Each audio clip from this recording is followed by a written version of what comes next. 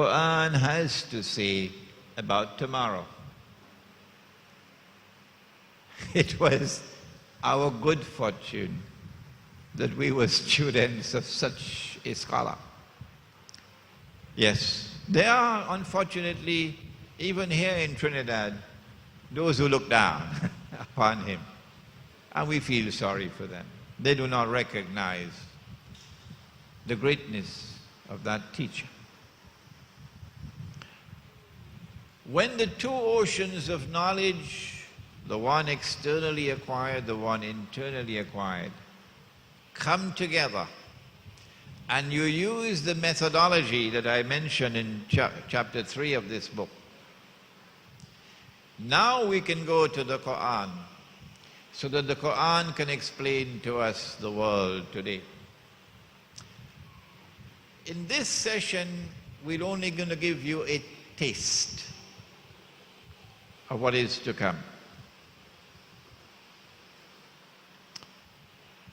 We'll quote just a few verses of the Quran, so that the Quran can begin the process of explaining tomorrow.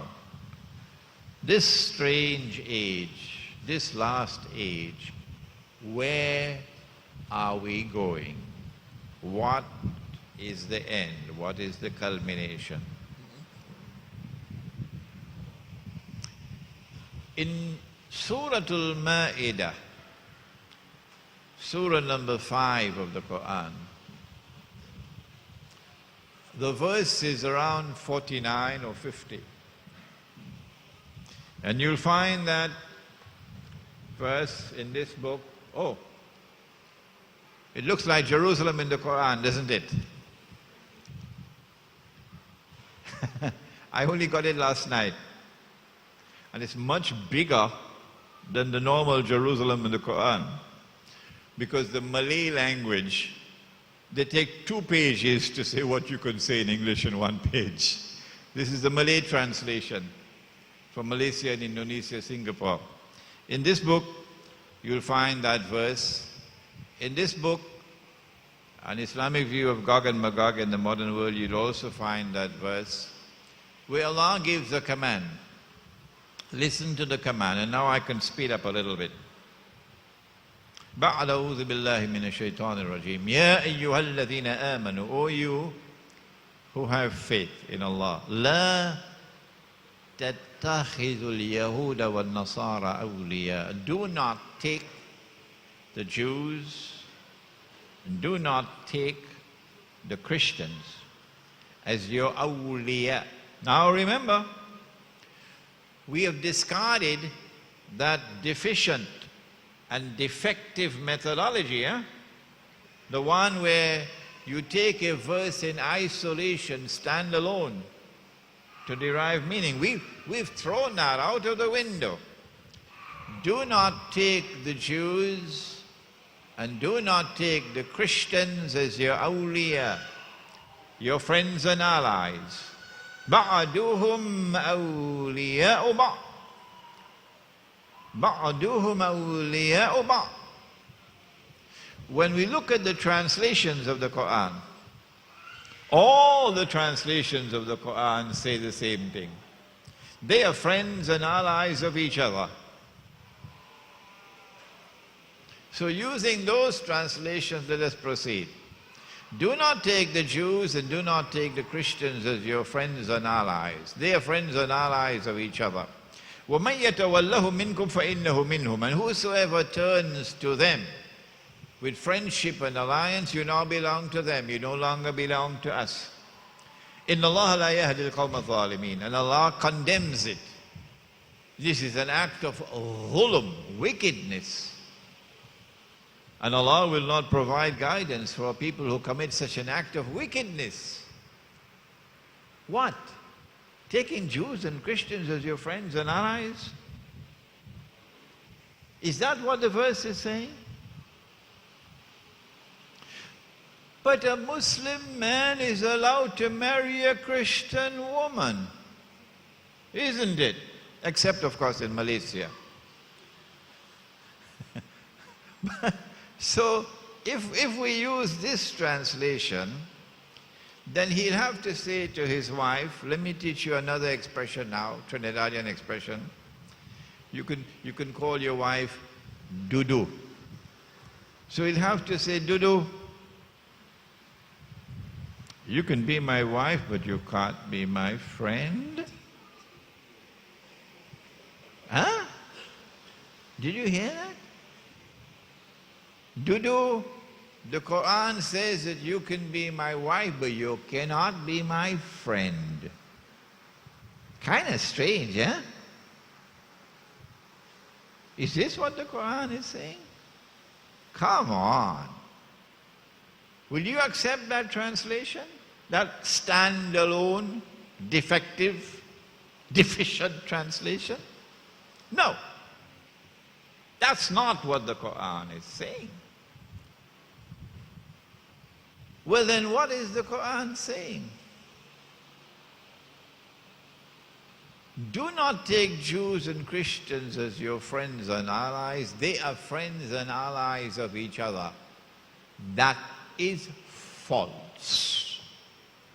Jews and Christians were never friends and allies of each other. That is false. Can the Quran be speaking of falsehood? No. The Quran is not saying that. But unless you study the Quran to understand tomorrow, while standing at Majma'ul Bahrain, the place where the two oceans meet, you will not be able to recognize what the Quran is saying about tomorrow. What the Quran is saying is, do not take such Jews and such Christians as your friends and allies, who themselves are friends and allies of each other. The Quran is anticipating a time which is to come, tomorrow, when there will be a mysterious reconciliation with part of the Christian world, not all, and part of the Jewish world, not all, who are going to reconcile with each other. And a Jewish-Christian alliance will emerge in the world. When that mysterious alliance is established in the world, then watch it. Watch those Jews and those Christians, not all. When that alliance emerges, a Jewish-Christian alliance, then you are prohibited from becoming their friends and allies. Do you think the government of Egypt would be comfortable with this verse of the Quran? Or the Saudi government? Or those who are ruling Pakistan from Islamabad? That Jewish-Christian alliance has emerged. That Jewish-Christian alliance has emerged in Europe. It is a European phenomenon, a uniquely European phenomenon. Europe was Christian. It was Christendom. Europe discriminated against the Jews.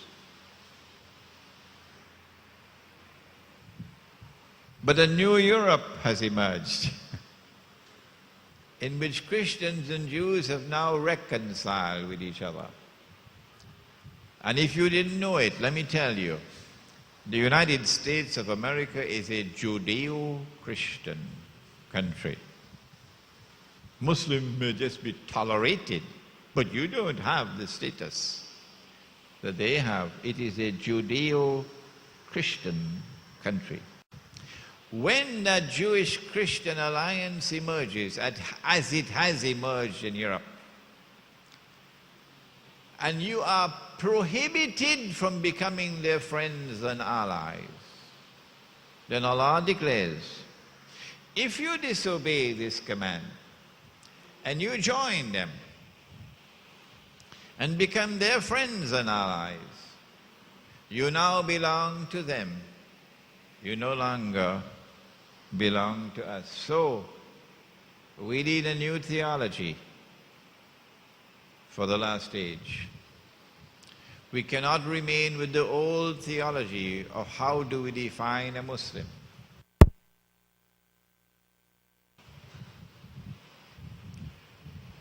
Who is a Muslim and who is not a Muslim?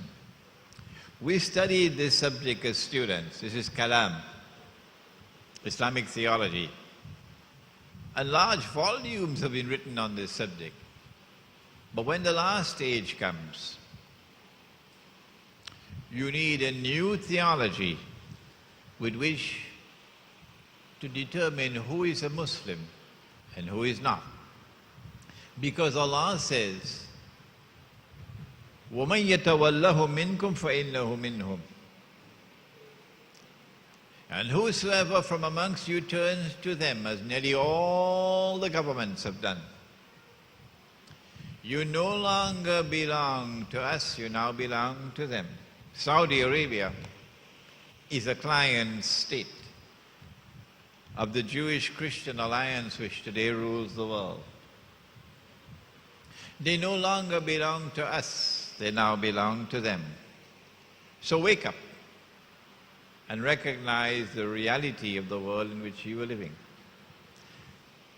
This pivotally important verse of the Quran, pivotally important verse of the Quran, for understanding the reality of the world today, when you study it from the books of tafsir, you will not find the meaning of the verse as it explains tomorrow. I want to turn now to yet another verse of the Quran, which tells us about tomorrow. This is the last age. We want to know, where is the last age taking us?